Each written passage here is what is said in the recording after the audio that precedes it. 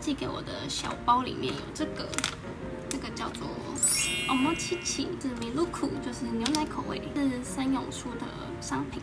我刚刚在找的时候发现台湾还没有特别介绍这个东西，居然不多。那我就我自己吃的体验来跟大家说，这个东西很酷。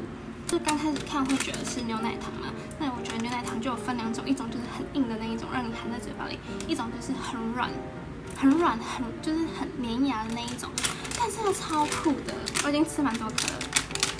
这里有一个 ice cream， 就是那个冰淇淋的造型。然后对，然后这边说你可以搓它，然后你可以拉长它。它其实这样哦，它这样软绵绵的。它就可以这样压它，我洗手，然后可以拉这么长，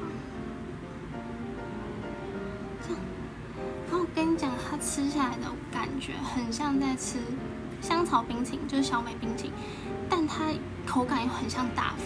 我那时候看介绍还有说，它就是有一种难以形容、充满魅力的口感。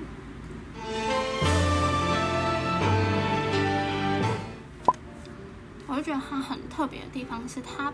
其实不粘牙，就是它不会像普通的牛奶糖会粘牙，因为它外层有点像大福的口感，所以它是就你咬的时候，它不会跟你牙齿连在一起，它是会分离式的，然后吃起来有大福的口感的小美冰淇淋，但它又是牛奶糖，应该是牛奶糖，我觉得很推。如果之后台湾上市的话，这个可以买来尝鲜看看。那我也不知道它价格是多少。但我觉得这很酷哎，日本都出一些很酷的东西。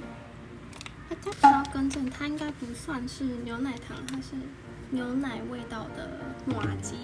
对，它算是牛奶味道的麻糬。然后我刚刚看日本还要出一个就是抹茶口味，我觉得应该很好吃。然后他会建议这个东西可以搭配茶饼，就是你可以喝茶的时候吃这个，就很像在吃大福的感觉，算是一个小大福。